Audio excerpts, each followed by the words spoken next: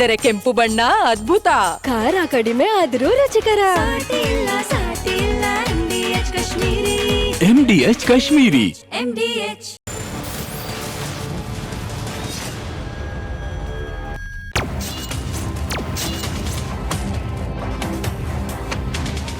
Okay, ಇವತ್ತು ಸುದ್ದಿಗಳ ರಾಮರಾಶಿ ಇದೆ.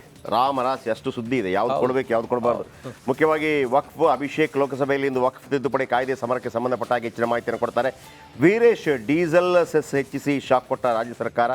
ನಿನ್ನೆಯಿಂದ ಕೇಳ್ತಾ ಇದೆ ಯಾವುದಕ್ಕೆಲ್ಲ ಕಡಿಮೆ ಆಗಿದೆ ಹೇಳಪ್ಪ ಇಲ್ಲಿ ತನಕ ಅಂತೇಳಿ. ಚಂದ್ರು, ದರ ಏರಿಕೆ ವಿರುದ್ಧ ಬಿಜೆಪಿ ಅಹೋರಾತ್ರಿ ಧರಣಿ ಇದೆ. ಆಮೇಲೆ ಸಾಕಷ್ಟು ಸುದ್ದಿಗಳಿದೆ ನಿಮಗೆ. ಅನ್ನಪೂರ್ಣೇಶ್ವರಿ ನಗರ ಸ್ಟೋರಿ ಕೂಡ ಭಾಳ ಅದ್ಭುತವಾಗಿದೆ. ಆಮೇಲೆ ಮಂಡ್ಯದಲ್ಲಿ ಮಂಡ್ಯ ಹೈಕೋರ್ಟ್ ಫುಲ್ ಹೊಡೆದಾಡ್ಕೊಂಡಿದ್ದು, ಅದು ಕೂಡ ವೆರಿ ಇಂಪಾರ್ಟೆಂಟ್. ಸೊ ಹಾಗಿದ್ರೆ ವಕ್ಫ್ ಇಡೀ ರಾಜ್ಯಾದ್ಯಂತ ದೇಶಾದ್ಯಂತ ಸುದ್ದಿ ಮಾಡುವಂಥದ್ದು. ಯಾಕೆಂತಂದರೆ ರಿಪಬ್ಲಿಕ್ ಕನ್ನಡ ಕರ್ನಾಟಕದ ಬೇರೆ ಬೇರೆ ಭಾಗಗಳಲ್ಲಿ ಹೇಗೆ ರೈತರ ಭೂಮಿಗಳನ್ನು ವಕ್ಫ್ ವಿಚಾರಕ್ಕೆ ಸಂಬಂಧಪಟ್ಟ ಹಾಗೆ ಮುಟ್ಟುಗೋಲು ಹಾಕಿಕೊಳ್ಳಲಾಗಿತ್ತು ಅಥವಾ ಕಬಳಿಸಲಾಗಿತ್ತು ಅಂತ ಸುದೀರ್ಘವಾದ ಸುದ್ದಿಯನ್ನು ಮಾಡಿದ್ವಿ. ಸೊ ಹಾಗಾಗಿ ಇವತ್ತೇನಾದರೂ ಬದಲಾವಣೆ ಆಗ್ತಾ ಇದೆ ಅಂತಂದ್ರೆ ಅದಕ್ಕೆ ರಿಪಬ್ಲಿಕ್ ಕನ್ನಡದ ವರದಿಗಳು ಕೂಡ ಒಂದು ಇಂಪ್ಯಾಕ್ಟ್ ಆಗುತ್ತೆ ಅಂತೇಳಿ. ಹಾಗಂತ ಅದನ್ನ ರದ್ದು ಮಾಡಬೇಕು ಅಂತಲ್ಲ, ಒಂದು ಕಾನೂನು ವಿರುದ್ಧವಾಗಿರುವಂತ ಕೆಲವು ಘಟನಾವಳಿಗಳನ್ನು ತಗೊಳ್ಳಿ. ಫಸ್ಟ್ ಖಂಡಿತವಾಗ್ಲೂ ಕೂಡ ವಕ್ಫ್ ವಿಚಾರವಾಗಿ ಇವತ್ತು ತಿದ್ದುಪಡಿ ಮಸೂದೆ ಸಮರ. ಇವತ್ತು ಲೋಕಸಭೆಯಲ್ಲಿ ವಕ್ಫ್ ಜಟಾಪಟಿ ನಡೆಯೋದು ಇವತ್ತು ಪಕ್ಕ. ಮಧ್ಯಾಹ್ನ 12 ಗಂಟೆಗೆ ಮಸೂದೆ ಮಂಡನೆಯನ್ನ NDA ಇಂಡಿ ಕೂಟದ ನಡುವೆ ಇದು ಕೋಲಾಹಲ ಉಂಟಾಗಬಹುದು. ಮಸೂದೆ ಬಗ್ಗೆ 8 ಗಂಟೆ ಚರ್ಚೆಗೆ ಅವಕಾಶವನ್ನ ಕೊಡ್ತಾರೆ. 3 ದಿನ ಕಡ್ಡಾಯ ಕಲಾಪದಲ್ಲಿ ಭಾಗಿಯಾಗಿ ಅನ್ನೋ ಸೂಚನೆಯನ್ನು ಕೊಡಲಾಗಿದೆ. ತಮ್ಮ ಸದಸ್ಯರಿಗೆ ಪಕ್ಷಗಳಿಂದ ವಿಪ್ ಜಾರಿ ಮಾಡಲಾಗಿದೆ. ಆ ಮೂಲಕ ವಕ್ಫ್ ಜಟಾಪಟಿ ಇವತ್ತು ಲೋಕಸಭೆಯಲ್ಲಿ ನಡೆಯುತ್ತೆ.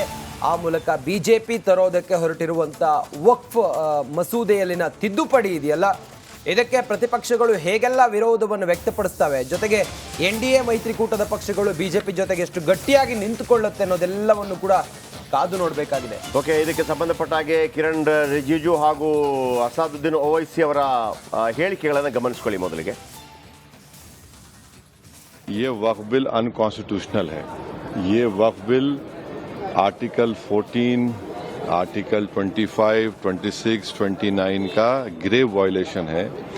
ये वक्फ बिल नहीं है बल्कि ये वक्फ बर्बाद बिल है. ये 12 बजे से कल क्वेश्चन आवर के तुरंत बाद 2 अप्रैल को वक्फ अमेंडमेंट बिल को मैं टेबल करना चाहता हूं फॉर कंसिडरेशन एंड पासिंग, पारित होने के लिए.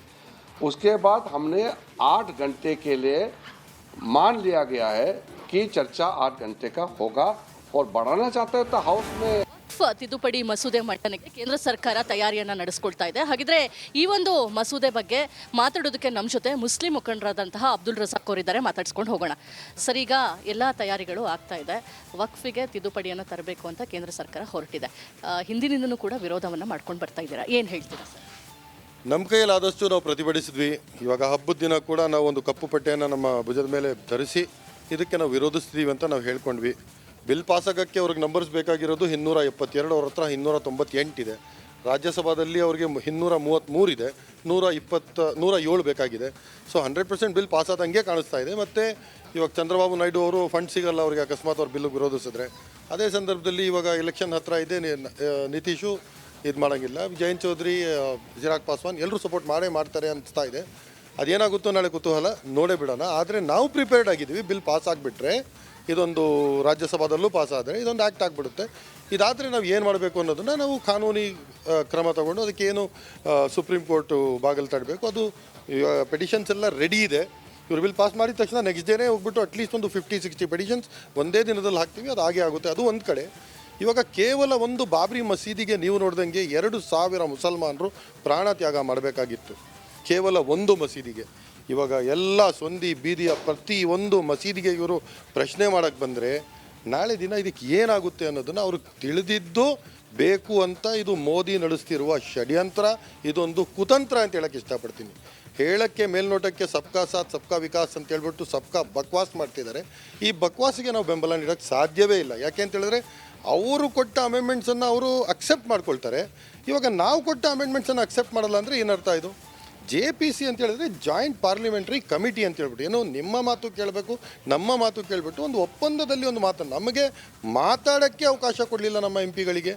ನಮಗೆ ಅದರಲ್ಲಿ ಏನೋ ಒಂದು ನಮ್ಮ ಇದ್ದಿದೆ ಅಂತ ಸ್ಟೇಕ್ ಇದೆ ಅಂತ ನಮಗೇನೋ ಅದಕ್ಕೆ ಲೆವೆಲ್ಲೇ ಇರಲಿಲ್ಲ. ಬರೀ ಅವ್ರ ಕಡೆಯವ್ರ ಮಾತನ್ನ ಕೇಳಿಸ್ಕೊಂಡು ಎಲ್ಲ ವಕ್ಫ್ ಬೋರ್ಡ್ ಅವಾಂತರಕ್ಕೆ ಬ್ರೇಕ್ ಹಾಕೋದಕ್ಕೆ ಮೋದಿ ಸರ್ಕಾರ ಮುಂದಾಗಿದೆ. ಇವತ್ತು ವಕ್ಫ್ ತಿದ್ದುಪಡಿ ಬಿಲ್ ಮಂಡನೆ ಆಗಲಿದೆ. ದೇಶದಲ್ಲಿ ದೊಡ್ಡ ಸಂಚಲನ ಸೃಷ್ಟಿಯಾಗೋದು ಪಕ್ಕಾ. ಇವತ್ತು ರಾಜ್ಯದಲ್ಲಿ ವಕ್ಫ್ ಕರಾಳ ಚರಿತ್ರೆ ಕುರಿತ ಒಂದು ಸ್ಟೋರಿ ಇದೆ, ನೋಡೋಣ ಬನ್ನಿ.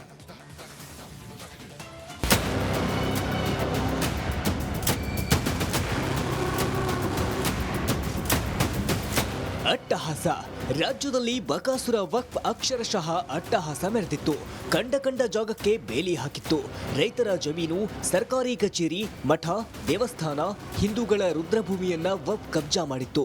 ಇದನ್ನೆಲ್ಲ ನಿಮ್ಮ ರಿಪಬ್ಲಿಕ್ ಕನ್ನಡ ಬಟಾ ಬಯಲು ಮಾಡಿತ್ತು. ಕರುನಾಡಲ್ಲಿ ಬಕಾಸುರ ವಕ್ಫ್ ಕರಾಳ ಚರಿತ್ರೆ. ನಿಜ, ಕರುನಾಡಲ್ಲಿ ಬಕಾಸುರ ವಕ್ಫ್ ಕರಾಳ ಚರಿತ್ರೆಯನ್ನ ನೋಡಿದ್ರೆ ನಿಜಕ್ಕೂ ನೀವು ಬೆಚ್ಚಿ ಬೀಳ್ತೀರಿ. ರಾಜ್ಯದಲ್ಲಿ ಎಲ್ಲೆಲ್ಲಿ ವಕ್ಫ್ ಬೇಲಿ ಹಾಕಿತ್ತು ಅಂತಾನೆ ತೋರಿಸ್ತೀವಿ ನೋಡಿ.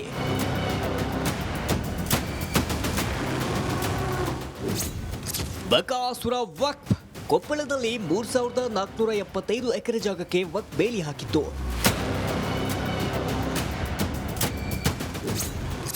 ಬಾಗಲಕೋಟೆಯಲ್ಲಿ 6900 ಎಕರೆ ಮೇಲೆ ವಕ್ಫ್ ಕಣ್ಣಿಟ್ಟಿತ್ತು.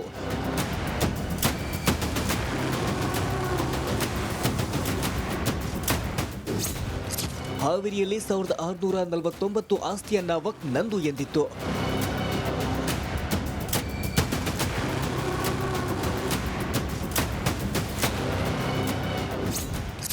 ಬೆಳಗಾವಿಯ 10 ರೈತರ 17 ಎಕರೆ ಆಸ್ತಿ ಮೇಲೆ ವಕ್ಫ್ ಕಣ್ಣಿಟ್ಟಿತ್ತು.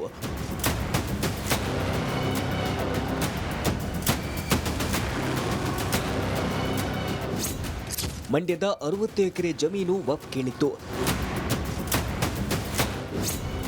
ಶ್ರೀರಂಗಪಟ್ಟಣದ ಚಿಕ್ಕಮದೇಗುಲ ಮೇಲೂ ವಕ್ಫ್ ಕಣ್ಣಿಟ್ಟಿತ್ತು. ಇದಿಷ್ಟೇ ಅಲ್ಲ, ಕಲಬುರಗಿ, ಗದಗ, ಬಾಗಲಕೋಟೆ, ವಿಜಯಪುರದಲ್ಲೂ ವಕ್ಫ್ ಆಸ್ತಿಗಳನ್ನ ಗೊಳು ಮಾಡಿತ್ತು. ಕಲಬುರಗಿಯ ಮಹಾಂತೇಶ್ವರ ಮಠದ ಮೇಲೆ ವಕ್ಫ್ ಕಣ್ಣಿಟ್ಟಿತ್ತು.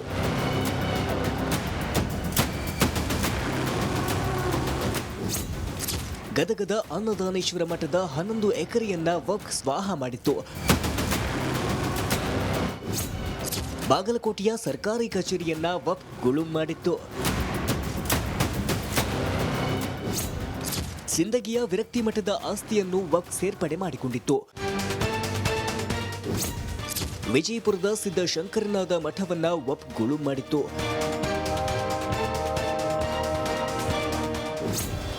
ಬೀದರ್ನ ಕೋಟೆ ಮೇಲೆ ವಕ್ಫ್ ಕಣ್ಣಿಟ್ಟಿತ್ತು.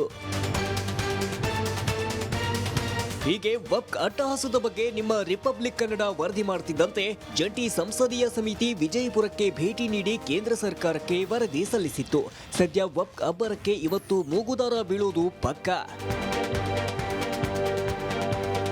Bureau report, republic Kannada.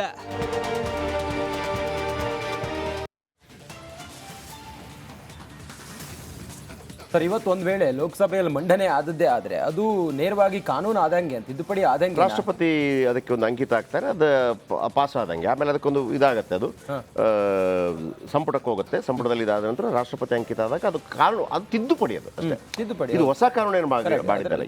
ಈಗ ವಕ್ಫ್ ಇರುತ್ತೆ, ಅದರಲ್ಲಿ ಏನು ಕೆಲವು ಚೇಂಜಸ್ಗಳಿದೆ, ಚೇಂಜಸ್ಗಳಾಗತ್ತೆ.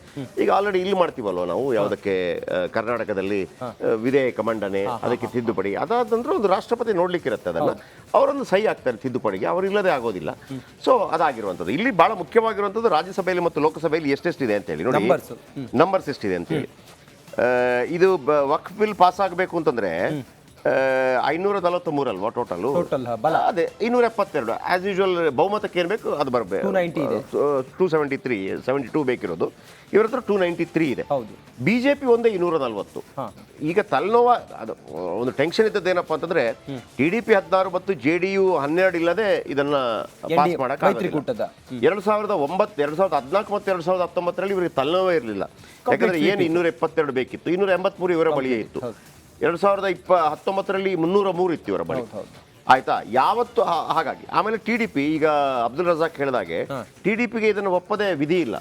ಯಾಕೆಂದ್ರೆ ಕೇಂದ್ರದಲ್ಲಿ ಬಹಳ ದೊಡ್ಡ ಮಟ್ಟದಲ್ಲಿ ಅವರು ಒಂದು ಪಾಲುದಾರರಾಗಿದ್ದಾರೆ. ದೊಡ್ಡ ಮಟ್ಟದ ಒಂದು ಏನು ದುಡ್ಡನ್ನು ತಗೊಳ್ಳಿಕ್ಕಾಗತ್ತೆ. ಈಗ ಮೊನ್ನೆನೂ ಅಷ್ಟೇ ಬಿಹಾರಕ್ಕೆ ಮತ್ತು ಇದಕ್ಕೆ ದೊಡ್ಡ ಮಟ್ಟದ ಧನ ಸಹಾಯವನ್ನು ಕೇಂದ್ರ ಸರ್ಕಾರ ಮಾಡ್ತು. ನೀವು ಅದರ ಬಾರ್ಗೇನಿಂಗ್ ಪವರ್ ಭಾಳ ಪವರ್ಫುಲ್ ಆಗಿರುತ್ತೆ. ನಾನು ಸಪೋರ್ಟ್ ಮಾಡ್ತೀನಿ, ನನಗೆ ಕೊಡಿ, ಒಂದು 2,000 ಕೋಟಿ ಕೊಡಿ. ಏನದು 2,000 ಡಿಮಾಂಡ್ ಮಾಡಲಿಕ್ಕಾಗತ್ತೆ ಅಂದರೆ ನೀವು ಕೈಯಲ್ಲಿ ಜುಟ್ಟಿರುತ್ತೆ. ಸೊ ಅದನ್ನು ಅವರು ಸಖತ್ತಾಗಿ ಮಾಡ್ತಾರೆ. ಮೊದಲೆಲ್ಲ DMK ಅದನ್ನು ಭಾಳ ಚೆನ್ನಾಗಿ ಮಾಡ್ತಾ ಇತ್ತು. UPA 1-2 ಏನಾದರೂ ಅವ್ರದ್ದು ಏನಾದರೂ ಫೇಲ್ಯೂರ್ ಆಯಿತು ಅಥವಾ ಅದ್ರ ಬಗ್ಗೆ ಏನಾದರೂ ಕೆಟ್ಟ ಹೆಸರುಗಳು ಬಂದಿದ್ರೆ ಓನ್ಲಿ ಬಿಕಾಸ್ ಆಫ್ DMK ಇಂದ ಎಲ್ಲರೂ ಹಾಳು ಮಾಡಿದ್ದದು. TDP ನೋಡಿ, BJP 240 ಇದೆ. BJP ಒಂದೇ ಪಾರ್ಟಿ ಮಾಡಬೇಕಾದ್ರೆ 50, 60, 70, 32 ಕಡಿಮೆ ಬರುತ್ತೆ. TDP 16, JDU 12, Shiv Sena 7, LJP 5, RLD 2, Janasena 2, NCP 1, JDS 1, HM 1, UPL 1, AGP 1, AJSU all Jharkhand students union, Assam Gana Parishad, united peoples party, liberal, Hindustani Awami Morcha, Apna Dal, Sikkim Krantikari Morcha ಇವರೆಲ್ಲ ಕೊಡ್ತಾರೆ. ಸೊ ಹಾಗಾಗಿ ಅವರಿಗೆ ಅಲ್ಲಿ ಪ್ರಾಬ್ಲಮ್ ಇಲ್ಲ. 293 ಬರುತ್ತೆ. ಆಯ್ತಾ? ನಿತೀಶ್ ಇದು ಚಂದ್ರಬಾಬು ನಾಯ್ಡು ಎರಡೇ ಈಗ ಇರುತ್ತೆ. ಇಲ್ಲ ಅವರು ಕೊಡ್ತಾರೆ. ಅದರಲ್ಲಿ ಒಂದು TDP 16, JDU 12. ಅವರು ಅದರಲ್ಲಿ ಅವ್ರದ್ದೇ ಇದ್ದದ್ದು. ಯಾಕಂದ್ರೆ ಅವರು ಸ್ವಲ್ಪ ಮುಸ್ಲಿಂ ಓಲೈಕೆ ಇತ್ತು ಇಬ್ಬರಿಗೂ ಕೂಡ. ಅದು ಹೆಂಗೆ ಅಂತೇಳಿ ಅದನ್ನ ಅಬ್ದುಲ್ ರಜಾಕ್ ಕೇಳಿದಾಗ ಗೊತ್ತಾಯ್ತು. ನೀವು ಅದನ್ನ ಮುಂದೆ ಆದ್ರೂ ನಾವು ಸರಿ ಮಾಡ್ಕೊಂಡೇವು ಅನ್ನೋ ಕಾರಣಕ್ಕಾಗಿ. ರಾಜ್ಯಸಭೆಯಲ್ಲಿ ಬೇಕಿರೋದು ಒಟ್ಟು ಈಗ 245 ಪೈಕಿ 233 ಏನೋ ಇದೆ ಟೋಟಲ್. ನಿಮಗೆ ಬಹುಮತಕ್ಕೆ ಬೇಕಿರೋದು 117ರಿಂದ 119. BJP ಬಳಿ 121 ಇದೆ. ಏನು ತೊಂದರೆ ಇಲ್ಲ. BJP ಒಂದೇ 98 ಇದೆ. JDU 4 ಇದೆ, NCP 3 ಇದೆ, TDP 2 ಇದೆ, ಶಿವಸೇನೆ 1 ಇದೆ, RLD 1 ಇದೆ, JDS 1 ಇದೆ, RPI 1 ಇದೆ, NPP 1 ಇದೆ, PMK 1 ಇದೆ, ತಮಿಳುನಾಡು 1 ಇದೆ, UPL 1 ಇದೆ, AGP 1 ಇದೆ, ನಾಮನಿರ್ದೇಶಿತ 6 ಇದೆ. ಒಟ್ಟು 122ರಷ್ಟು ಅವರಿಗೆ ಶಕ್ತಿ ಇದೆ. ಎರಡು ಕಡೆನೂ ಪಾಸ್ ಆಗುತ್ತೆ. ಪಾಸ್ ಆದ ನಂತರ ಆಗಬಹುದಾದಂಥ ಬದಲಾವಣೆಗಳು ಏನೇನು ಅನ್ನುವಂಥದ್ದು ಇಲ್ಲಿ ಇದ್ದದ್ದು ಒಂದು ಬದಲಾವಣೆ. ಯಾವ್ಯಾವುದೋ ಜಾಗ ಈಗ ಬನ್ನಿ ಅಭಿಷೇಕ್ ಹತ್ರ ಕೇಳ್ಬಿಡೋಣ. ಅಭಿಷೇಕ್, ಸಾಧಾರಣವಾಗಿ ಹೆಂಗಿರುತ್ತೆ ಈ CAA ಬಂದಾಗ ಅಥವಾ ಮತ್ತೊಂದು NRCಗಳು ಬಂದಾಗ ರಾಜ್ಯಸಭೆಯಲ್ಲಿ ಯಾವತ್ತೂ ಕೂಡ ತೊಂದರೆ ಆಗ್ತಾ ಇತ್ತು. ಅಂದರೆ ಪೂರ್ಣ ಪ್ರಮಾಣದಲ್ಲಿ BJPಗೆ ಇದು ಲೋಕಸಭೆಯಲ್ಲಿ ಮತ್ತು ರಾಜ್ಯಸಭೆಯಲ್ಲಿ ಕಂಪ್ಲೀಟ್ ಆಗಿ ಇದು ಅಂಗೀಕಾರ ಆಗತ್ತೆ. ಮುಂದೆ ಆಗಬಹುದಾದಂಥ ಏನು ಎಚ್ಚರಿಕೆಗಳು ಏನೇನು ಅಂತ ಅಂದರೆ ಮುಸ್ಲಿಂ ಸಮುದಾಯ ವಕ್ಫ್ ಬೋರ್ಡ್ ವಿಚಾರಕ್ಕೆ ಸಂಬಂಧಪಟ್ಟಾಗೆ ಕೋರ್ಟ್ಗೋ ಮತ್ತೊಂದಕ್ಕೆ ಹೋಗೋದಕ್ಕೆ ಅವಕಾಶ ಇರುತ್ತೆ. ಯಾಕಂದರೆ ವಕ್ಫ್ನಲ್ಲೇ ಕೋರ್ಟ್ಗೆ ಹೋಗೋದಕ್ಕೆ ಅವಕಾಶ ಇಲ್ಲ. ಈಗ ವಕ್ಫ್ ವಿಚಾರ ಬಂದಾಗ ಕೋರ್ಟ್ಗೆ ಹೋಗೋದಕ್ಕೆ ಅವಕಾಶ ಇದೆಯಾ ಅನ್ನುವಂಥದ್ದು ನನ್ನ ಪ್ರಶ್ನೆ. ಅಭಿಷೇಕ್,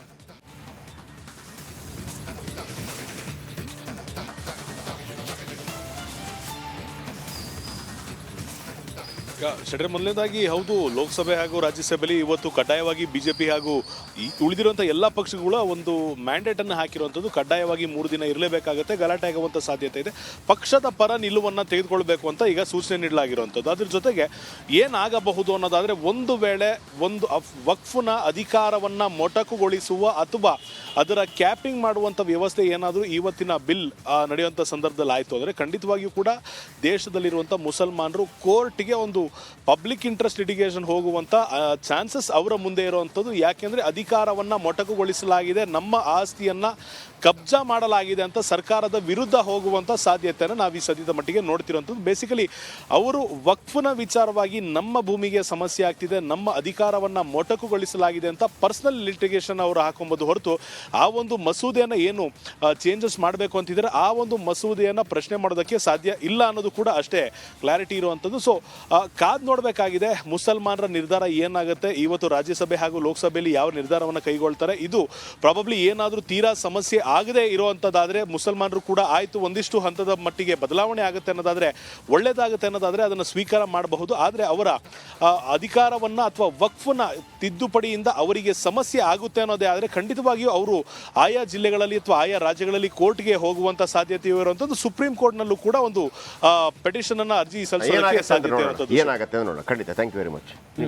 ಸರ್, ಈಗ ಕೆಲವು ಲಿಟಿಗೇಷನ್ ಇರುವಂಥ ಜಾಗ ಈಗ ಏನು ಕಾನೂನಿನಲ್ಲಿ ಈಗ ಪ್ರೊಸೆಸಿಂಗ್ ಇದೆ, ಕೋರ್ಟ್ನಲ್ಲೆಲ್ಲ ಹಿಯರಿಂಗ್ ಎಲ್ಲ ನಡೀತಾ ಇದೆ, ಅದಕ್ಕೂ ಕೂಡ ಸಂಪೂರ್ಣವಾದ ಅಪ್ಲೈ ಆಗಿಬಿಡುತ್ತೆ. ಹಾಗಾದ್ರೆ ಕಂಪ್ಲೀಟ್ ಏನು ತೊಂದರೆ ಇಲ್ಲ. ನಿಮಗೆ ನೋಡಿ, ಮುಸ್ಲಿಮರು ಈ ದೇಶದ ಪ್ರಜೆಗಳು, ಅವಿಭಾಜ್ಯ ಅಂಗ, ಅದರಲ್ಲಿ ಎರಡು ಮಾತಿಲ್ಲ.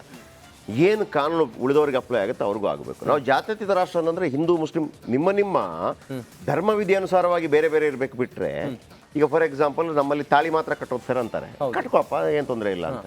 ಇಲ್ಲ ಸರ್ ನಮ್ಮಲ್ಲಿ ಹಳದಿ ಏನು ದಾರ, ಹಳದಿ ದಾರ ಸರ್ ತಾಳಿ ಗಿಳಿ ಇಲ್ಲ ಅಂತೇಳಿ. ಇಲ್ಲ ಸರ್ ನಮ್ಮಲ್ಲಿ 3 ಹಿಂಗಿ ಮಾಡಿರ್ತಾರೆ ಅಂತೇಳಿ. ನಮ್ಮೂರ ಕಡೆ ಒಡ್ಡಿಂಗಿಲ್ಲ ಅಂತ ಒಂದು ಹಾಕ್ತಾರೆ, ಅದು ಹಾಕ್ಬೇಕು. ಎಲ್ಲ ಇರುತ್ತೆ, ಅದರಲ್ಲಿ ಇಲ್ಲ ಅಂತ. ಅದು ನಿಮ್ಮ ವೈಯಕ್ತಿಕ ಆಯ್ಕೆಗಳು ಅಂತ. ಆಚರಣೆಗಳು ಏನೇ ಇರಲಿ. ಇಲ್ಲಿ ಬಹಳ ಮುಖ್ಯವಾಗಿ ಗಮನಿಸಬೇಕಾದಂಥ ವಿಚಾರ ಏನಪ್ಪಾ ಅಂತಂದ್ರೆ, ನೋಡಿ ಇಲ್ಲಿ 2 ಡಿಸ್ಪ್ಯೂಟ್ ಇದೆ ನನ್ನ ಪ್ರಕಾರ. ಈ ಭಾರತ ಮತ್ತು ಪಾಕಿಸ್ತಾನ ವಿಭಜನೆ ಆಯ್ತಲ್ಲ, ಆಗ ಭಾರತದಲ್ಲಿದ್ದಂಥ ಮತ್ತು ಚೀನಿಯರು ಅನೇಕರು ಪಾಕಿಸ್ತಾನಕ್ಕೆ ಹೋಗ್ತಾರೆ, ಅನೇಕ ಚೀನಿಯರು ಜಾಗ ಬಿಟ್ಟು ಹೋಗ್ತಾರೆ. ಸರಿ, ಇಲ್ಲಿದ್ದ ಜಾಗ ಇತ್ತಲ್ಲ ಅವ್ರದ್ದು, ದೊಡ್ಡ ಆಸ್ತಿಪಾಸ್ತಿಗಳಿತ್ತಲ್ಲ, ಅದನ್ನ ಎನಿಮೀಸ್ ಪ್ರಾಪರ್ಟಿ, ಶತ್ರು ಆಸ್ತಿ ಅಂತ ಪರಿಗಣಿಸಲಾಗುತ್ತೆ. ಶತ್ರು ಆಸ್ತಿ ಅಂತ ಯಾರು ದಾನ ಕೊಟ್ಟಿರ್ತಾರೋ ಈ ಮುಸ್ಲಿಂ ಲಾ ಬೋರ್ಡ್ಗೆ, ನೆಹರು ಅವರ ಕಾಲದಲ್ಲಿ ಅದು ಮಾಡಿ ದಾನ ಕೊಟ್ಟಿರ್ತಾರೋ, ಅದನ್ನ ಮುಸ್ಲಿಮರ ಒಳಿತಿಗಾಗಿ ಅದನ್ನ ಮಾರಿಬಿಟ್ಟು ಮುಸ್ಲಿಮರ ಒಳಿತಿಗಾಗಿ ಮಾರೋಣ ಅನ್ನೋದನ್ನ ಮುಸ್ಲಿಮರು ಒಪ್ಪಲ್ಲ. ಯಾಕಂದ್ರೆ ದಾನವಾಗಿ ಬಂದದನ್ನ ಮಾರಂಗಿಲ್ಲ, ಹರಾಮ್. ಕೆಲವೆಲ್ಲ ಬಹಳ ಅದ್ಭುತವಾಗಿ ಅವರು ಪಾಲಿಸ್ತಾರೆ, ನೀವು ನೋಡ್ಬೇಕು ಕೆಲವರನ್ನೆಲ್ಲ. ನನ್ನ ಕೆಲವು ಒಬ್ಬ ಫಾರೂಕ್ ಅಂತ ಫ್ರೆಂಡ್ ಇದ್ದ, ಅವ್ರ ತಂದೆ ಇದ್ರು, ಅವರು ಟೈಲರಿಂಗ್ ವೃತ್ತಿಯಲ್ಲ, AK ಟೈಲರ್ಸ್ ಅಂತೇಳಿ. ಅವರು ಬ್ಯಾಂಕಲ್ಲಿ ದುಡ್ಡಿಡ್ತಾ ಇದ್ರು. ಬ್ಯಾಂಕಲ್ಲಿ ದುಡ್ಡಿಟ್ಟಾಗ ಬ್ಯಾಂಕಲ್ಲಿ ಬಡ್ಡಿ ಬರುತ್ತಲ್ಲ, ಆ ಬಡ್ಡಿ ತಗೋತಾ ಇರಲಿಲ್ಲ ಅವರು, ದಾನವಾಗಿ ಬಂತು ಅಂತ. ಅದು ಹರಾಮ್ ಅಂತೇಳಿ ಅಷ್ಟು ಪರಿಪೂರ್ಣವಾಗಿ ಪಾಲಿಸುವವರು ಕೂಡ ಇದ್ದಾರೆ. ಇಲ್ಲಿ ಇವರ ಪ್ರಕಾರ ಹೆಂಗೆ ಅಂತಂದ್ರೆ, ಆ ಥರ ಬಂದ ದಾನ ಕೊಟ್ಟದನ್ನು ನೀವು ಮಾರಾಟ ಮಾಡೋಂಗಿಲ್ಲ. ಯಾವುದಕ್ಕೆ? ಮದ್ರಸಾಗೆ ಹಾಕ್ಬೋದು, ಮತ್ತೊಂದಕ್ಕೆ ಹಾಕ್ಬೋದು, ಇದು ಅಂತೇಳಿ. ಇದು 1.2 ಲಕ್ಷ ಕೋಟಿಯಷ್ಟು ಆಸ್ತಿ ಇದೆ, ಆಸ್ತಿ ದಾನವಾಗಿ ಬಂದಿರೋದು. ಅದ್ರ ಈಗ ಒಬ್ಬ ಹೋದಾಗ ಒಬ್ಬ ರಾಜ ಕೊಟ್ಟಿರೋದು, ಮತ್ತೊಂದು ಕೊಟ್ಟಿರೋದು. ಫಾರ್ ಎಕ್ಸಾಂಪಲ್ ಅದು ಬ್ರಿಟಿಷರಲ್ಲೂ ಇದೆ. ನಿಜ, ಬ್ರಿಟಿಷರು ಅವರಿಗೆ ಆ ಚರ್ಚಿಗೆ ಕೊಟ್ಟರಂತೆ, ಅಲ್ಲಲ್ಲಿ ಇದೆ. ನಮ್ಮ ಮಂಗಳೂರು ಭಾಗದಲ್ಲೆಲ್ಲ ವಿಪರೀತ ಇದೆ ಚರ್ಚಿಗೆ ಕೊಟ್ಟರಂತ ಜಾಗ. ಅದನ್ನ ಯಾರು ಮುಟ್ಟುವುದಿಲ್ಲ, ಮುಟ್ಟುವುದು ಕೂಡ ಇಲ್ಲ. ವಕ್ಫ್ದು ಕೂಡ ಹಾಗೆ ಯಾರು ಬೇರೆಯವರು ಮುಟ್ಟುವಂಗಿಲ್ಲ. ಇಲ್ಲಿ ಎರಡನೇದೇನಪ್ಪಾ ಅಂತಂದ್ರೆ, ಈಗಲೂ ಕೂಡ ಶತ್ರು ಆಸ್ತಿಯಿಂದ ಇನ್ನೊಂದು ಪ್ರತ್ಯೇಕ ಇದೆ. ಅದವರು ಯಾರಿಗೂ ಕೊಟ್ಟು ಹೋಗಿಲ್ಲ, ಹಂಗೆ ಬಿಟ್ಟು ಹೋಗಿದ್ದಾರೆ. ಅದನ್ನು ಮಾರಾಟ ಮಾಡಬೇಕು ಅಂದ್ರೆ ಅದು 1.4 ಲಕ್ಷ ಕೋಟಿ ಆಸ್ತಿ ಇದೆ, ಶತ್ರು ಇದು ಅಂತೇಳಿ. ಈಗ ಇಲ್ಲಿ ಬಂದಂತ ಒಂದೇ ಒಂದು ಪ್ರಾಬ್ಲಮ್ ಇಲ್ಲಿ ಇದ್ದ, ಇದು ಕಾಂಗ್ರೆಸ್ ಗವರ್ಮೆಂಟ್ ಮಾಡಿದಂತ ವಿಪರೀತವಾದಂತ ತುಷ್ಟೀಕರಣ. ಪಾಪ ಮುಸ್ಲಿಮರು ಕೂಡ ಕೇಳಿರ್ಲಿಕ್ಕೆ ಸಾಧ್ಯ ಇಲ್ಲ. ಇವ್ರು ಏನು ಗೊತ್ತಾ, ನಿನಗೆ ಎಂತ ಇದು ಮಾಡಿಬಿಟ್ರು ಅಂದ್ರೆ ನಮ್ಗೆಲ್ಲರಿಗೂ ಗೊತ್ತಿರುವಂಥದ್ದು. ಈಗ ಸಾಧಾರಣವಾಗಿ ಏನು, ನಾನು ನೆನ್ನೆ ಕೂಡ ಹೇಳಿದೆ, ನೀವೊಬ್ಬ ರೈತ, ನಾನೊಬ್ಬ ವಕ್ಫು, ನಿಮ್ದೊಂದು 10 ಎಕರೆ ಜಾಗ ಇದೆ. ನಾನು ಬಂದು ಹೇಳಿದೆ 10 ಎಕರೆ ಜಾಗ ನಂದು ಅಂತೇಳಿ, 10 ಎಕರೆ ಜಾಗ ನಂದು ಅಂತ ಹೇಳಿ. ಆಗ ನೀವೇನು ಹೇಳ್ತೀರಿ? ಏನು ಶೆಟ್ರೆ ಏನು ಮಾತಾಡ್ತಾ ಇದ್ದೀರಾ, ಇದು ನಂದು ಜಾಗ, ನಂದ್ರಿ ಅಂತೇಳಿ. ಆಗ ನೀವೇನು ಹೇಳಬೇಕು? ಶೆಟ್ರೆ ನಿಮ್ದು ಹೌದು ಅಂತಾದ್ರೆ ದಾಖಲೆ ಕೊಡಿ ಅಂತ. ಇದು ಕಾರಣ ಹೆಂಗೆ? ನಾನು ದಾಖಲೆ ಕೊಡೋಕಿಲ್ಲ ಅಂತ, ನೀನು ತಿಪ್ಪರ್ಲ ಕೊಡೋದು ದಾಖಲೆ ತಗೊಂಡ್ಬರ್ಬೇಕು. ನಂದಂತ ನಾನು ಪ್ರೂವ್ ಮಾಡಿ, ನೀವು ಪ್ರೂವ್ ಮಾಡಬೇಕು. ನಾನು ಯಾರಿಗೆ ಯಾವ್ದೊಂದು ಅಂತ ಹೇಳೋದು, ಇದೇನು ಕತೆ ಅಂತೇಳಿ. ಆಮೇಲೆ ಒಮ್ಮೆ ನಾನು ಹಿಂಗೆ ಹೇಳ್ತೀನಲ್ಲ ಅದು ನಂದು ಅಂತ, ನೀವು ಇವನು ಹಣೆ ಬರ ಬೇಡಪ್ಪ, ಇವನು ಕಿರಿಕಿರಿ ಬೇಡಪ್ಪ ಅಂತ ಮಾರಾಟ ಮಾಡೋಂಗಿಲ್ಲ ನೀವು. ಅರ್ಥ ಆಯ್ತು ನಿಮಗೆ? ಸಮಸ್ಯೆನೇ ಬೇಡ, ಇದು ಸುಮ್ಮನೆ ಕಿರಿಕಿರಿ ಮಾಡ್ತಾ ಇದ್ದಾರೆ. ಈಗ ನಮಗೊಮ್ಮೆ ಇರುತ್ತಲ್ಲ, ಇಲ್ಲಿ ರೋಡ್ ಆಗತ್ತಂತ ಯಾವನ ಕಿರಿಕಿರಿ ಮಾರಿ ಹೋಗೋಣ, ಇಲ್ಲ ನಾನು ಹೇಳಿದಂದ್ರೆ ಮುಗೀತು. ಆಮೇಲೆ 45 ದಿನಗಳಲ್ಲಿ ಕ್ಲೀನ್ ಮಾಡಬೇಕು. ಆಮೇಲೆ ನೀವು ಕಂಪ್ಲೇಂಟ್ ಯಾರು ಕೊಡಬೇಕು? ಕೋರ್ಟ್ಗೆ ಹೋಗೋಂಗಿಲ್ಲ, ಇದಕ್ಕೆ ಬೋರ್ಡ್ಗೆ ಬರಬೇಕು. ಬೋರ್ಡಲ್ಲಿ ಇರೋರೆಲ್ಲ ಮುಸ್ಲಿಮರೇ. ಆಮೇಲೆ ನೀವು ಕಾನೂನು ಅಂತ ಹೇಳ್ತೀರಿ, ಟ್ರಿಬ್ಯುನಲ್ ಅಂತ ಹೇಳ್ತೀರಿ. ಓಕೆ, ಟ್ರಿಬ್ಯುನಲ್ ಅಂತಂದ್ರೆ ಹಾಗೆ ಆ ಟ್ರಿಬ್ಯುನಲ್, ಓಕೆ ಟ್ರಿಬ್ಯುನಲ್ ಒಂದು ಆಯ್ತಪ್ಪ ಹೇಳಿದ್ರೆ, ಟ್ರಿಬ್ಯುನಲ್ ಒಂದು ಸಣ್ಣ ಮಟ್ಟದಲ್ಲಿ ಒಂದು, ಈಗ ಪಂಚಾಯತಿ ಅಂತ ಇರುತ್ತೆ, ಒಂದು ಊರಲ್ಲಿ ಪಂಚಾಯತಿ ಅಂತ ಇರುತ್ತೆ. ಆ ಪಂಚಾಯತಿ ನಿರ್ಧಾರವನ್ನ ಹೈಕೋರ್ಟ್ ಕೂಡ ಸಮ್ಟೈಮ್ಸ್ ಪ್ರಶ್ನೆ ಮಾಡಲ್ಲ. ಪಂಚಾಯತಿಯಲ್ಲಿ ಒಂದು ನಿರ್ಧಾರ, ನಾವು ಆಯ್ತಪ್ಪ ಸುಮ್ಗಿರೋ, 2 ರೂಪಾಯಿ ಕೊಡೋನಿಗೆ 4 ರೂಪಾಯಿ ಕೊಡೋ, ಸರಿ, ಒಂದು ಅಂಡರ್ಸ್ಟ್ಯಾಂಡಿಂಗ್ ಅಲ್ಲಿ ಹೋಗುತ್ತೆ. ಆಯ್ತು, ಇವ್ರೊಂದು ಅಂಡರ್ಸ್ಟ್ಯಾಂಡಿಂಗ್ ಮಾಡ್ತಾರೆ, ಬಿಟ್ಬಿಡುತ್ತೆ. ಅವನಿಗೆ ಸಮಾಧಾನ ಆಗಿಲ್ಲ, ಅವನು ಯಾವುದೇ ಕೋರ್ಟ್ಗೆ ಹೋಗೋಂಗಿಲ್ಲ. ಇವ್ರು ಹೇಳಿದ್ದೆ ಸುಪ್ರೀಂ. ಆಮೇಲೆ ನಿಮ್ಮ ಜಾಗ ಇದೆಯಲ್ಲ 10 ಎಕರೆ, ನಾನು ಅಳತೆ ಮಾಡಕ್ ಬರ್ತೀನಿ ವಕ್ಫ್ ಬೋರ್ಡಿಂದಲೇ. ಆ ಅಳತೆ ಮಾಡೋ ಅವನು ಇರ್ತಾರಲ್ಲ, ಯಾರು ಸರ್ವೆ ಅವನಿಗೆ ಸಂಬಳ ಯಾರು ಗೊತ್ತಾ? ಅದು ಗೌರ್ಮೆಂಟ್ ಕೊಡ್ಬೇಕು. ಯಾಕೆ ಹಿಂಗೆ ಮಾಡಿದ್ದಾರೆ ಅಂತ ಆಯ್ತಾ? ಸಾರಿ, ಸ್ವಲ್ಪ ಲೇಟ್ ಆಗ್ತಾ ಇದೆ. ಮನಮೋಹನ್ ಸಿಂಗ್ ಅವರು ಕೆಳಗಿಳಿಯುವಂತ ಸಂದರ್ಭದಲ್ಲಿ 2014ರಲ್ಲಿ ಪ್ರತಿಷ್ಠಿತವಾದಂತ ಒಂದು 14 ಜಾಗಗಳನ್ನ ವಕ್ಫ್ ಬೋರ್ಡ್ಗೆ ಬರೆದು ಬಿಟ್ಬಿಟ್ರು. ಮನಮೋಹನ್ ಸಿಂಗ್ ಯಾವ ಮುಸ್ಲಿಮು? ಆಮೇಲೆ 14 ಜಾಗ ಯಾವ ಮುಸ್ಲಿಂ ಕೊಟ್ಟಂತ ಸರ್ಕಾರಿ ಜಾಗ, ಇದು ತಪ್ಪಲ್ವಾ? ಇಷ್ಟನ್ನು ಮಾತ್ರ ಕೇಳುದು. ಇಲ್ಲಿ ಯಾವುದೇ ಒಬ್ಬ ಮುಸ್ಲಿಮನಿಗೆ ಅನ್ಯಾಯ ಆಗಬೇಕು ಅಂತ ಯಾರು ಬಯಸ್ತಾ ಇಲ್ಲ. ಯಾವೊಬ್ಬ ಹಿಂದೂಗೂ ಯಾವೊಬ್ಬ ಕ್ರಿಶ್ಚಿಯನ್ ಯಾರಿಗೂ ಅನ್ಯಾಯ ಆಗಬಾರ್ದು. ಆದರೆ ನಾವೊಂದು ಸಂವಿಧಾನ ಇಟ್ಕೊಳ್ಳಿದ್ವಿ, ಒಂದು ಕಾನೂನು ಇಟ್ಕೊಳ್ಳಿದ್ವಿ. ಆಮೇಲೆ ಭಾರತ ಪಾಕಿಸ್ತಾನದ ವಿಭಜನೆ ಆದಾಗ ಅವರು ಮುಸ್ಲಿಂ ರಾಷ್ಟ್ರ ಅಂತ ಮಾಡ್ಕೊಂಡ್ರು ಕೂಡ ನಮ್ಮ ದೇಶವನ್ನು ನಾವು ಹಿಂದೂ ರಾಷ್ಟ್ರ ಅಂತ ಮಾಡ್ಕೊಂಡಿಲ್ಲ, ಜಾತ್ಯತೀತ ರಾಷ್ಟ್ರ ಅಂತ ಒಪ್ಕೊಂಡಿದ್ದೀವಿ. ಅದರ ನಡುವೆ ಕೂಡ ಗುನ್ನದ ಮೇಲೆ ಗುನ್ನ ಹಿಂದೂಗಳಿಗೆ ಅಂತಂದ್ರೆ ಏನರ್ಥ ಇದಕ್ಕೆ? ಈಗೊಂದು ಬ್ರೇಕ್ ಆದ್ರೆ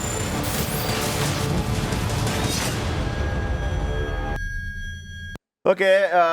ದರ್ಶನ್ ವಿಚಾರಕ್ಕೆ ಸಂಬಂಧಪಟ್ಟಾಗೆ ಒಂದು ಸುದ್ದಿ ಇದೆ. ದರ್ಶನ್ ಬೇಲಲ್ಲಿದ್ದಾರೆ. ಈಗ ಬೇಲ್ಗೆ ಸಂಬಂಧಪಟ್ಟಾಗೆ ಪ್ರಶ್ನೆ ಆಗ್ತಾ ಇದೆ ಸುಪ್ರೀಂ ಕೋರ್ಟ್ ಅಲ್ಲಿ. ಹೌದು, ರೇಣುಕಾಸ್ವಾಮಿ ಕೊಲೆ ಆರೋಪಿಗೆ ಅಂದ್ರೆ ದರ್ಶನ್ಗೆ ಇವತ್ತು ಬಿಗ್ ಡೇ. ಸುಪ್ರೀಂ ಕೋರ್ಟ್ನಲ್ಲಿ ದಾಸನ ಬೇಲ್ ಭವಿಷ್ಯ ಇವತ್ತು ನಿರ್ಧಾರ ಆಗುತ್ತೆ. ದರ್ಶನ್ ಆ್ಯಂಡ್ ಗ್ಯಾಂಗ್ಗೆ ಇವತ್ತು ಬೇಲ್ ಏನು ಎತ್ತ ಅನ್ನೋದೆಲ್ಲವೂ ಕೂಡ ಫೈನಲ್ ಆಗುತ್ತೆ. ದರ್ಶನ್, ಪವಿತ್ರ ಸೇರಿ 7 ಆರೋಪಿಗಳ ಬೇಲ್ ಭವಿಷ್ಯ ಇವತ್ತು ನಿರ್ಧಾರ ಆಗುತ್ತೆ. ವಿಭಾಗೀಯ ಪೀಠದಲ್ಲಿ ಜಾಮೀನು ಅರ್ಜಿ ವಿಚಾರಣೆ ಇವತ್ತು ನಡೆಯುತ್ತೆ. ಈಗಾಗಲೇ ಬೇಲನ್ನು ಹೈಕೋರ್ಟ್ನ ಪೀಠ ನೀಡಿದೆ. ಇದನ್ನು ಪ್ರಶ್ನಿಸಿ ಸುಪ್ರೀಂ ಮೆಟ್ಟಿಲೇರಿದ್ದಾರೆ ಪ್ರಾಸಿಕ್ಯೂಷನ್. ಇವತ್ತು ಅದರ ವಿಚಾರಣೆ ನಡೀತಾ ಇದೆ. ಏನಾಗುತ್ತೆ, ಬೇಲ್ ಕಂಟಿನ್ಯೂ ಆಗುತ್ತಾ ಅಥವಾ ಬೇಲನ್ನು ರಿಜೆಕ್ಟ್ ಮಾಡುತ್ತಾ ಸುಪ್ರೀಂ ಕೋರ್ಟ್, ಇವತ್ತು ಗೊತ್ತಾಗುತ್ತೆ. ಇವತ್ತು ನೋಡಿ, ಬೇಲ್ ಕೊಟ್ಟ ನಂತರ ರಾಜ್ಯ ಸರ್ಕಾರ ಅದನ್ನ ಅಪೀಲ್ ಮಾಡೋದು, ಇಲ್ಲ ಬೇಲ್ ಕೊಡಬಾರ್ದು ಅಂತೇಳಿ. ಆಮೇಲೆ ಇವರಿಗೆ ಅದೆಲ್ಲ ನನ್ನ ಪ್ರಕಾರ ಇದೊಂದು ಸಲ ಅಡ್ಜಸ್ಟ್ಮೆಂಟ್ಗಳಿದ್ದಂಗೆ ಕಾಣ್ತಾ ಇತ್ತು. ಅವ್ರಿಗೆ ಏನು ಬೇಕು ಎಲ್ಲ ವ್ಯವಸ್ಥೆಗಳನ್ನ ಮಾಡ್ದಂಗೆ, ನೀನು ಹತ್ತಂಗೆ ಮಾಡು, ನಾನು ಏನು ಕರೆದಂಗೆ ಮಾಡ್ತೀನಿ, ಹೊಡೆದಂಗೆ ಮಾಡ್ತೀನಿ ಅನ್ನೋ ರೀತಿಯಲ್ಲಿದೆ. ಗೊತ್ತಿಲ್ಲ, ಬಟ್ ನೀವು ಎಷ್ಟೇ ಲೇಟ್ ಆದರೂ ಕೂಡ ಅದು ಪಾಯಿಂಟ್ಗಳು ಮಾತ್ರ ಲೇಟೆಸ್ಟ್ ಆಗಿರುತ್ತೆ. ನೀವು ನ್ಯಾಯಾಲಯವನ್ನು ಯಾವ ರೀತಿಯಲ್ಲಿ ಸಂಶಯ ಮಾಡೋಕ್ಕಾಗೋದಿಲ್ಲ. ಯಾಕಂದ್ರೆ ಅಲ್ಲಿ ನಿಮಗೆ ಕೆಲವು ಪಾಯಿಂಟ್ ಇರುತ್ತೆ. ಹೌದೌದು. ಅದು ಹೆಂಗೆ ಅಂತಂದ್ರೆ, ಬೌಲಿಂಗ್ ಮಾಡಿದ್ರಿ, ವಿಕೆಟ್ ಬೇಲ್ಸ್ ಹಾರೋಯ್ತು, ನೋ ಬಾಲ್ ಅಲ್ಲ, ಈಗ ಔಟ್ ಕೊಡ್ಲೇಬೇಕು. ಅರ್ಥ ಆಯ್ತಾ ನಿಮಗೆ? ಮತ್ತೆ ಅಡ್ಜಸ್ಟ್ಮೆಂಟ್ ಅಲ್ಲ, ಕಾನೂನು ಹೇಳೋದು ಅದಕ್ಕಿಂತ ಮೊದಲು ನೀವು ಮಾಡ್ಕೊಳ್ಳೋದು ಬೇರೆ. ನೀನು ಹಾಕುವಾಗಲೇ ನಾನು ನೋ ಬಾಲ್ ಹಾಕ್ತೀನಿ, ಆಗ ಅಂಪೈರ್ ಹೇಳ್ತಾನೆ, ನೋಡಪ್ಪ ನಾನು ಸುಮ್ಮನೆ ನೋ ಬಾಲ್ ಕೊಡೋಕ್ಕಾಗಲ್ಲ, ಅಲ್ಲಿ ಕ್ಯಾಮ್ರಾ ನೋಡ್ತಾ ಇದೆ, ನೀನೊಂದು ಕಾಲು ಹೊರಗೇನೆ ಇಡು. ಇದು ಅಡ್ಜಸ್ಟ್ಮೆಂಟ್. ಬಟ್ ನೀನು ಹಾಕದೆ ಬಾಲ್ ಬೇಲ್ ತಪ್ಪಿದ್ರೆ ಕೊಡ್ಲೇಬೇಕು ಅಂತ. ಅದಕ್ಕೆ ಕಾನೂನು ನಿಮಗೆ ಎಷ್ಟೇ ನೀವು ಪ್ರಯತ್ನ ಪಟ್ಟರು ಕೂಡ ಅಲ್ಲಿ ಕೂತವ್ರು ಕರೆಕ್ಟ್ ಇದ್ದು ಬಿಟ್ರೆ ಯಾರು ಏನನ್ನ ಕಿತ್ಕೊಳ್ಳೋಕ್ಕೂ ಆಗೋದಿಲ್ಲ. ಇವತ್ತು ಒಂದೇ ವೀಕ್ಷಕರೇ, ಬೇಲ್ ಕ್ಯಾನ್ಸಲ್ ಆಗತ್ತಾ, ಬೇಲ್ ಮುಂದುವರಿಯತ್ತಾ, ಇಷ್ಟೇ ಪ್ರಾಬ್ಲಮ್ ಇರೋದು ಸ್ಟೋರಿ. ಓಕೆ, ಕಳೆದ ಬಾರಿ ವಿಚಾರಣೆಯಲ್ಲಿ ಆರೋಪಿಗಳಿಗೆ ನೋಟಿಸ್ ಜಾರಿ ಮಾಡಿದ್ರು. ಸುಪ್ರೀಂ ಕೋರ್ಟ್ನಲ್ಲಿ ವಾದ ಮಾಡಲು 2 ವಕೀಲರ ನೇಮಕ ಮಾಡಲಾಗಿತ್ತು. ಹಾಗಾದ್ರೆ ಏನಾಗುತ್ತೆ ಇವತ್ತು, ಬೇಲ್ ಸಿಗುತ್ತಾ ಇಲ್ವಾ? ಈ ಕುರಿತಾಗ ಒಂದು ವಿಶೇಷ ವರದಿ ನೋಡೋಣ ಬನ್ನಿ.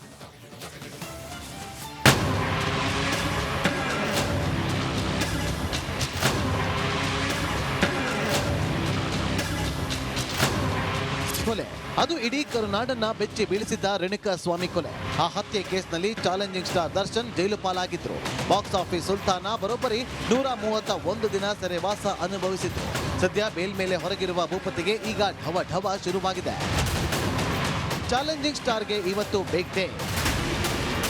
ಸುಪ್ರೀಂ ಕೋರ್ಟ್ನಲ್ಲಿ ದಾಸನ ಬೇಲ್ ಭವಿಷ್ಯ.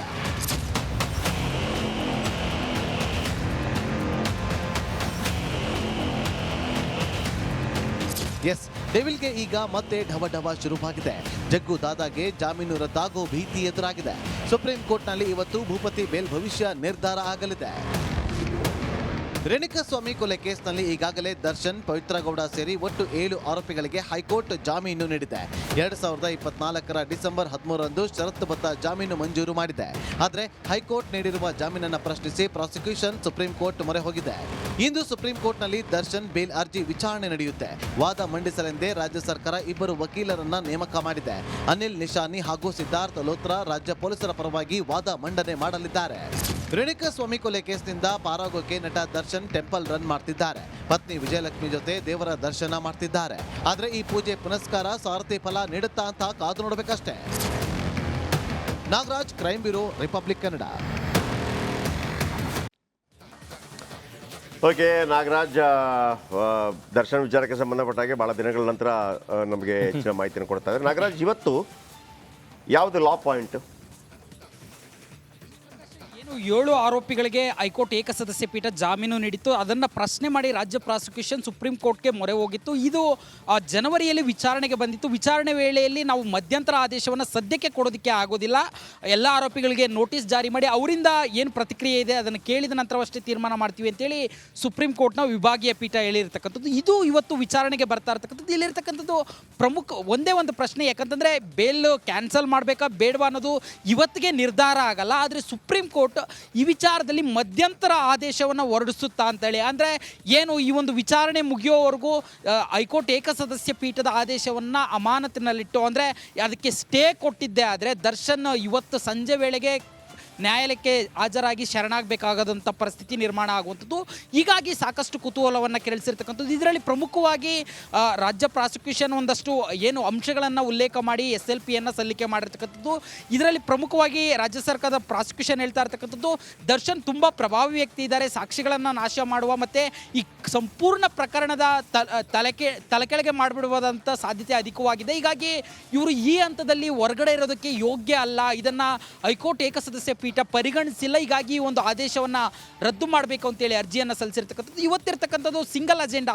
ಏನು ಹೈಕೋರ್ಟ್ ಆದೇಶಕ್ಕೆ ಒಂದು ಮಧ್ಯಂತರ ತಡೆ ಕೊಟ್ಟಿದ್ದೆ ಆದರೆ ದರ್ಶನ್ಗೆ ಸಂಕಷ್ಟ ಗ್ಯಾರಂಟಿ. ದರ್ಶನ್, ಪವಿತ್ರ ಗೌಡ ಸೇರಿ 7 ಆರೋಪಿಗಳಿಗೆ ಸಂಕಷ್ಟ ಎದುರಾಗುವಂಥದ್ದು. ಒಂದು ವೇಳೆ ಇಲ್ಲ ಆರ್ಗ್ಯುಮೆಂಟ್ ಆಗಲಿ, ನಾವು ಫೈನಲ್ ಡಿಸೈಡ್ ಮಾಡ್ತೀವಿ, ಅಲ್ಲಿವರೆಗೂ ಹೈಕೋರ್ಟ್ ಏಕಸದಸ್ಯ ಪೀಠ ಆದೇಶ ಮುಂದುವರಿಲಿ ಅಂತ ಹೇಳಿದ್ದೆ ಆದರೆ ದರ್ಶನ್ ಮತ್ತು ಅವರ ಟೀಮ್ ಏನಿದೆ ಅದು ಸೇಫ್ ಆಗುವಂಥದ್ದು. ಹೀಗಾಗಿ ಏನು ಆದೇಶವನ್ನು ಕೊಡುತ್ತೆ, ಮಧ್ಯಂತರ ಆದೇಶ ಕೊಡುತ್ತಾ ಇಲ್ಲ ಕಂಟಿನ್ಯೂ ಮಾಡುತ್ತಾ ಅನ್ನೋದು ಇವತ್ತಿನ ಪ್ರಶ್ನೆ ಆಗಿರ್ತಕ್ಕಂಥ. ಕಿರುಕುಳವನ್ನು ನೀಡಿದ ಆರೋಪವನ್ನು ಈಗ ಮಾಡಿದ್ದಾರೆ. ಪೊಲೀಸ್ ಸಿಬ್ಬಂದಿ ಉಮೇಶ್ ಅನಂತ್ ಖೇಡ್ಡಾಕ್ಕೆ ಬಿದ್ದಿದ್ದಾರೆ. ನಾಗರಬಾವಿ ಹೋಟೆಲ್ನಲ್ಲಿ ಡೀಲಿಂಗ್ ವೇಳೆ ಬಲೆಗೆ ಬಿದ್ದಿದ್ದಾರೆ. ಲೋಕಾಯುಕ್ತ ರೇಡ್ ಆಗ್ತಾ ಇದ್ದಂತೆ ಇನ್ಸ್ಪೆಕ್ಟರ್ ಈಗ ಪರಾರಿಯಾಗಿದ್ದಾರೆ. ಮನೆಯಲ್ಲೇ ಇಲಾಖೆ ಜೀಪನ್ನು ಬಿಟ್ಟು ಇನ್ಸ್ಪೆಕ್ಟರ್ ಕುಮಾರ್ ಎಸ್ಕೇಪ್ ಆಗಿದ್ದಾರೆ. ಸಿಎಂ ಚಿನ್ನದ ಪದಕಕ್ಕೆ ಆಯ್ಕೆಯಾಗಿರುವ ಕುಮಾರ್ ಅವರ ಅಸಲಿ ಬಂಡವಾಳವನ್ನ ಚೆನ್ನೇಗೌಡರು ಬಯಲು ಮಾಡಿದ್ದಾರೆ. ಇವತ್ತು ಸಿಎಂ ಪದಕ ಸ್ವೀಕರಿಸಬೇಕಾಗಿದ್ದಂತ ಇದೇ ಕುಮಾರ್ ಅವರ ಅಸಲಿಯತ್ತು ಏನು ಅಂತೇಳಿ ಈಗ ಬಯಲಾಗಿದೆ. ವಿತ್ ಪ್ರೂಫ್ ಚೆನ್ನೇಗೌಡರು ಎಲ್ಲವನ್ನ ವಿಡಿಯೋ ಮಾಡಿ ಏನು ಎಲ್ಲವನ್ನ ತಿಳಿಸಿದ್ದಾರೆ. ಏನಪ್ಪಾ ಅಂತಂದ್ರೆ 4 ಕೋಟಿ ಮನೆ ಚಿನ್ನೇಗೌಡರದ್ದು. ಆ ಕುಮಾರ್ ಎನ್ನುವಾತ ಅದನ್ನ 60 ಲಕ್ಷಕ್ಕೆ ಕೊಡು ಅಂತೇಳಿ ಕಿರಿಕಿರಿ ಮಾಡ್ತಾ ಇದ್ದಾನೆ.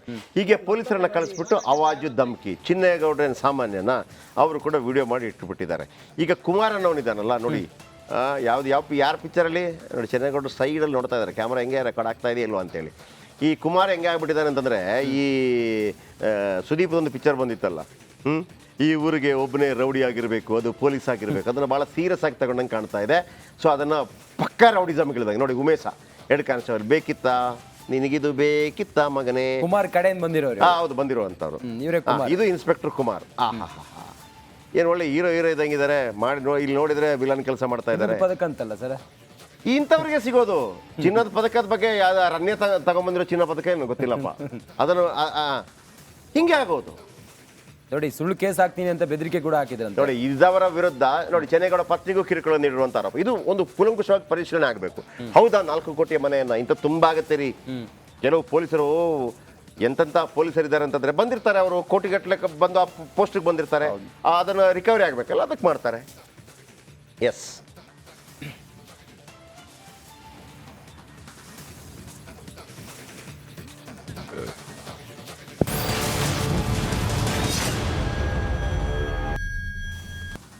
Welcome back. ಸಿದ್ದು ಸರ್ಕಾರದ ಬೆಲೆ ಏರಿಕೆಯನ್ನು ಖಂಡಿಸಿ ಇವತ್ತು ಬಿಜೆಪಿ ನಾಯಕರೆಲ್ಲರೂ ಕೂಡ ಪ್ರತಿಭಟನೆಯನ್ನು ಮಾಡ್ತಾ ಇದ್ದಾರೆ, ಸಮರ ಸಾರಿದ್ದಾರೆ. ಸರ್ಕಾರಕ್ಕೆ ಬಿಸಿ ಮುಟ್ಟಿಸ್ತಾರ ಕಮಲ ಕಲಿಗಳು.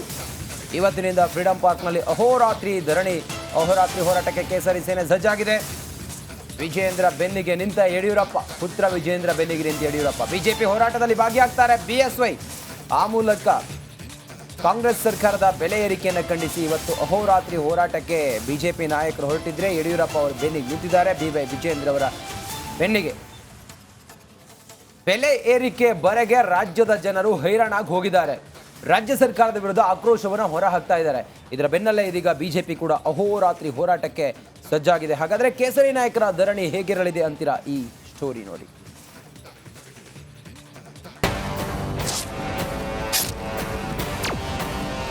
ದುಬಾರಿ ಏನ್ ಕೇಳಿದ್ರು ದುಬಾರಿ. ಹಾಲು ಖರೀದಿಸಿದ್ರೆ ತುಟಿ ಸುಡ್ತಿದೆ, ಲೈಟ್ ಬಟನ್ ಆನ್ ಮಾಡಿದ್ರೆ ಕರೆಂಟ್ ಶಾಕ್. ಹೀಗಾದ್ರೆ ಜೀವನ ಹೇಗ್ ಮಾಡುದು ಅಂತ ಜನರು ಕಂಗಾಲಾಗಿದ್ದಾರೆ. ದರ ಏರಿಕೆ ಖಂಡಿಸಿ ರಾಜ್ಯ ಸರ್ಕಾರದ ವಿರುದ್ಧ ಹಿಡಿಶಾಪ ಹಾಕ್ತಿದ್ದಾರೆ. ಬೆಲೆ ಏರಿಕೆ ಖಂಡಿಸಿ ಬಿಜೆಪಿ ಸಮರ. ಇಂದಿನಿಂದ ಅಹೋರಾತ್ರಿ ಹೋರಾಟ. ಸಿಎಂ ಸಿದ್ದರಾಮಯ್ಯ ಸರ್ಕಾರ ಮೇಲಿಂದ ಮೇಲೆ ದರ ಏರಿಕೆ ಶಾಕ್ ಕೊಡ್ತಾನೆ ಇದೆ. ಇದೀಗ ಇದನ್ನೇ ಅಸ್ತ್ರ ಮಾಡಿಕೊಂಡು ಬಿಜೆಪಿ ಪಾಳೆಯ ಬೃಹತ್ ಹೋರಾಟಕ್ಕೆ ಸಜ್ಜಾಗಿದೆ. ಇಂದಿನಿಂದ ಫ್ರೀಡಂ ಪಾರ್ಕ್ನಲ್ಲಿ ಕೇಸರಿ ನಾಯಕರು ಅಹೋರಾತ್ರಿ ಧರಣಿ ನಡೆಸಲಿದ್ದಾರೆ. ರಾಜ್ಯ ಸರ್ಕಾರಕ್ಕೆ ಬಿಸಿ ಮುಟ್ಟಿಸಲು ಬಿವೈ ವಿಜೇಂದ್ರಗೆ ಮಾಜಿ ಸಿಎಂ ಬಿಎಸ್ ಯಡಿಯೂರಪ್ಪ ಕೂಡ ಸಾಥ್ ನೀಡುತ್ತಿದ್ದಾರೆ. ಮೂಡ ಪಾದಯಾತ್ರೆ ಬಳಿಕ ಬೆಲೆ ಏರಿಕೆ ಹೋರಾಟದಲ್ಲಿ ಬಿಎಸ್ವೈ ಭಾಗಿಯಾಗ್ತಿದ್ದಾರೆ. ತಮ್ಮ ಗ್ಯಾರಂಟಿಗಳಿಗೆ ಹಣವನ್ನು ಕ್ರೋಢೀಕರಿಸೋದಕ್ಕೆ ಸಾಧ್ಯ ಆಗದೇನೆ ವಿಲಿ ಒದ್ದಾಡ್ತಾ ಇದ್ದಾರೆ. ಒಬ್ಬ ಅನುಭವಿ ಮುಖ್ಯಮಂತ್ರಿಗಳು ರಾಜ್ಯದಲ್ಲಿ ಏನಿದ್ದಾರೆ, ಹಣಕಾಸಿನ ವಿಚಾರದಲ್ಲಿ ಎಡವಿದ್ದಾರೆ. ಇವರ ನಿರ್ಧಾರಗಳ ಪರಿಣಾಮವಾಗಿ ಇಡೀ ದೇಶದಲ್ಲಿ ಯಾವ ರಾಜ್ಯಗಳಿಗೂ ಅಷ್ಟು ದುಬಾರಿ ಅಲ್ಲ, ಅಷ್ಟು ಹೊರೆ ಜನಸಾಮಾನ್ಯರ ಮೇಲೆ ಬೀಳ್ತಾ ಇದೆ.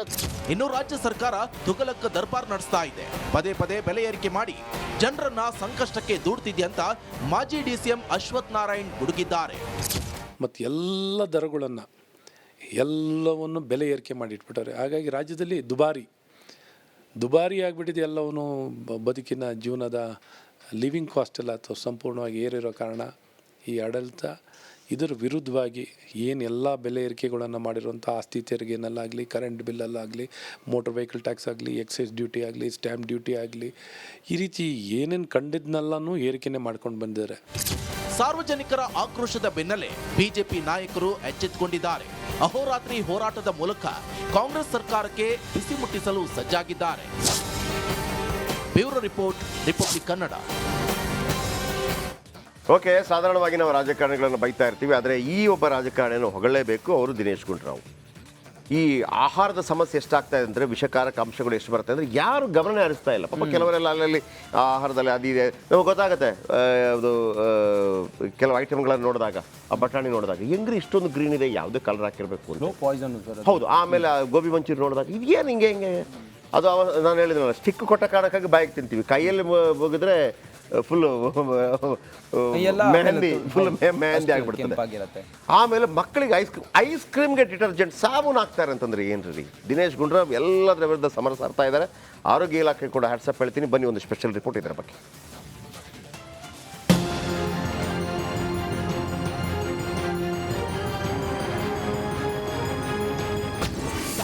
ಐಸ್ ಕ್ರೀಮ್ ತಿನ್ನೋ ಮುನ್ನ ಹುಷಾರ್.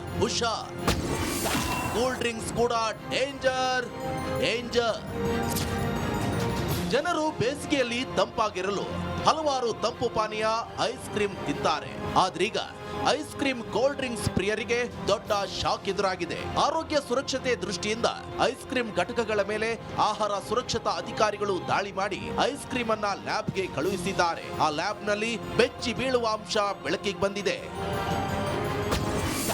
ಜನರೇ ಎಚ್ಚರ. ಕೂಲ್ ಐಸ್ ಕ್ರೀಮ್ ನಲ್ಲಿ ಬಟ್ಟೆ ತೊಳೆಯೋಕೆ ಬಳಸೋ ಡಿಟರ್ಜೆಂಟ್ ಪತ್ತೆಯಾಗಿದೆ. ಡಿಟರ್ಜೆಂಟ್ ಸಹಾಯದಿಂದ ಐಸ್ ಕ್ರೀಮ್ ನಲ್ಲಿ ಕೆನೆ ಬಣ್ಣದ ವಿನ್ಯಾಸ ತರ್ತಾರೆ. ಡಿಟರ್ಜೆಂಟ್ ಪೌಡರ್ ನಿಂದ ಆರೋಗ್ಯಕ್ಕೆ ಹಾನಿಯಾಗುತ್ತೆ. ವಾಂತಿ, ಬೇದಿ ಜೊತೆ ಶ್ವಾಸಕೋಶ ಡ್ಯಾಮೇಜ್ ಆಗುತ್ತೆ. ಕಣ್ಣುರಿ ಬಂದು ಕಣ್ಣು ಕೆಂಪಾಗಿ ಶ್ವಾಸಕೋಶ ಸುಡಲೂಬಹುದಂತೆ. ಕೂಲ್ ಡ್ರಿಂಕ್ಸ್ ನಲ್ಲೂ ಫಾಸ್ಟರಿಕ್ ಆಮ್ಲ ಇದೆ ಅಂತ ಲ್ಯಾಬ್ ಟೆಸ್ಟ್ ಹೇಳ್ತಾ ಇದೆ. ಈ ಫಾಸ್ಟರಿಕ್ ಆಮ್ಲ ಮೂಳೆ ದುರ್ಬಲಗೊಳಿಸುತ್ತೆ. ಮಕ್ಕಳಿಗಂತೂ ಕೋಲ್ಡ್ ಡ್ರಿಂಕ್ಸ್ ಬಲು ಡೇಂಜರ್. ಸದ್ಯ ಆಹಾರ ಸುರಕ್ಷತೆ ಇಲಾಖೆಯಿಂದ ತಪಾಸಣೆ ನಡೆದಿದ್ದು 97 ಅಂಗಡಿಗಳಿಗೆ ನೋಟಿಸ್ ನೀಡಲಾಗಿದೆ. ಒಂದು ಡಿಟರ್ಜೆಂಟ್ ಅಡಿಷನ್, ಆಮೇಲೆ ಇನ್ನೊಂದು ಫುಡ್ ಕಲರ್ ಅಡಿಷನ್, ಮತ್ತೆ ಸಿಂಥೆಟಿಕ್ ಮಿಲ್ಕ್ಗಳ ಬಗ್ಗೆ. ಈ ಡಿಟರ್ಜೆಂಟ್ ಇಂದ ಏನಾಗುತ್ತೆ ಅಂದ್ರೆ, ಈ ಫಿಜ್ ಅಂತ ಏನ್ ಕರಿತೀವಿ, ಬಾಟಲ್ ಫುಡ್ ಅಲ್ಲಿ ಓಪನ್ ಮಾಡಿದ ತಕ್ಷಣ it will come as a puff. So ಇದು ಡಿಟರ್ಜೆಂಟ್ ಇಂದ ಜಾಸ್ತಿ ಆಗುತ್ತೆ. It will give very good texture to the packet juices ಇರ್ಬೋದು, ಇಲ್ಲ ಐಸ್ ಕ್ರೀಮಿಗೆ. ಮತ್ತೆ it will attract to eat. ಇದು ಫುಡ್ ಡಿಟರ್ಜೆಂಟ್ಸ್. ಕಲಬೆರಕೆ ಆಹಾರದಲ್ಲಿ ಕರ್ನಾಟಕಕ್ಕೆ 2ನೇ ಸ್ಥಾನ. ಇತ್ತೀಚೆಗೆ ರಾಜ್ಯದಲ್ಲಿ 1.70 ಲಕ್ಷ ಆಹಾರ ಸ್ಯಾಂಪಲ್ಗಳನ್ನ ಪರೀಕ್ಷೆಗೆ ಒಳಪಡಿಸಿದ್ದು, ಈ ಪೈಕಿ 33,000 ಆಹಾರ ಪದಾರ್ಥಗಳು ಅನ್ಸೇಫ್ ಅಂತ ಬಂದಿದೆ. ಛತ್ತೀಸ್ಗಢಗೆ 1ನೇ ಸ್ಥಾನ. 2ನೇ ಅತಿ ಹೆಚ್ಚು ಕಲಬೆರಕೆ ಆಹಾರ ಕರ್ನಾಟಕದಲ್ಲಿ ಪತ್ತೆಯಾಗಿದೆ. ಪ್ರಿಯ ಪೋಷಕರೇ, ಮಕ್ಕಳ ಬಗ್ಗೆ ಎಚ್ಚರಿಕೆ ವಹಿಸಿ. ಸಾಧ್ಯವಾದಷ್ಟು ಮನೆಯಲ್ಲೇ ತಯಾರಿಸಿದ ಆಹಾರ ಕೊಡಿ. ನಿಮ್ಮ ಮಕ್ಕಳ ಆರೋಗ್ಯ ನಿಮ್ಮ ಕೈಯಲ್ಲಿದೆ. ಹಾಳು ಮೂಳು ತಿನ್ನಿಸಿ ಅವರ ಆರೋಗ್ಯ ಹಾಳು ಮಾಡಬೇಡಿ. Deepti Tolpadi, metro bureau, Republic Kannada. Okay ವೀಕ್ಷಕರೇ, ಇದು ನೀವು ಏನು ಬರಿ ಮಾಡ್ಕೋಬೇಡಿ. ಯಾವ ಐಟಮ್ ಸರಿ ಮಾಡೋ ತನಕ ಇದೊಂದು ಪ್ರಯತ್ನ ಅಷ್ಟೇ. ಈಗ ನೀವು ಬಾಂಬೆ ಮಿಠಾಯಿ ನೋಡ್ತಾ ಇದ್ರಿ, ಕಲರಿಂಗ್ ಮಕ್ಕಳಿಗೆ ಕೊಡ್ಲಿಕ್ಕೆ ಭಯ ಆಗ್ತಾ ಇತ್ತು. ಈಗ ಕಲರಿಂಗ್ ತೆಗೆದ್ರು, ವೈಟ್ ಮಾಡಿದ್ರು, ವೈಟ್ ಕೊಡಿ ಇದೆಲ್ಲ ಸರಿ ಮಾಡ್ತಾರೆ. ಆಮೇಲೆ ನಾಳೆ ಒಂದು ಬಟಾಣಿ ಕಡಲೆ ಸಿಗುತ್ತೆ, ಸ್ವಲ್ಪ ವೈಟ್ ಕಲರ್ ಇದೆ, ತೊಂದರೆ ಇಲ್ಲ. ನಿಮಗೆ ಯಾವನು ಹೇಳಿದ್ದು ನಿಮಗೆ ಗ್ರೀನ್ ಕಲರೇ ಬೇಕು ಅಂತೇಳಿ? ಟೇಸ್ಟ್ ಇರಬೇಕು, ಶುಚಿ ಮತ್ತು ರುಚಿ ಇರಬೇಕು. ಅದನ್ನು ಆರೋಗ್ಯ ಇಲಾಖೆ ಮಾಡ್ತಾ ಇದೆ. ಸೊ ನಾವು ಅದನ್ನು ಹೇಳ್ತಾ ಹೋಗ್ತೀವಿ. ಕೆಲವು ದಿನಗಳ ಮಟ್ಟಿಗೆ ಸ್ವಲ್ಪ ಬೇರೆ ಐಟಮ್ಗಳನ್ನು ತಿಂತ ಅಡ್ಜಸ್ಟ್ ಮಾಡಿ. ಹಾಂ, ಇವಿಷ್ಟು ಈ ದಿನದ ಬಿಗ್ ಮಾರ್ನಿಂಗ್. ನಾಳೆ ಇದೇ ಸಮಯಕ್ಕೆ ಮತ್ತೆ ಭೇಟಿಯಾಗೋಣ. ರಿಪಬ್ಲಿಕ್ ಕನ್ನಡ, ಇದು ನಿಮ್ಮ ಧ್ವನಿ. ಸರ್ವೇ ಜನ ಸುಖಿನೋಭವಂತು. ಈಗ ಕಡಲೆ ಇರಲಿ, ಹಲಸಂದೆ ಬೀಜ, ಕಪ್ಪು ಕಡಲೆ ಅಥವಾ ಬಿಳಿ ಕಡಲೆ, ಎಲ್ಲವೂ ಸ್ವಾದಿಷ್ಟವಾಗುತ್ತೆ.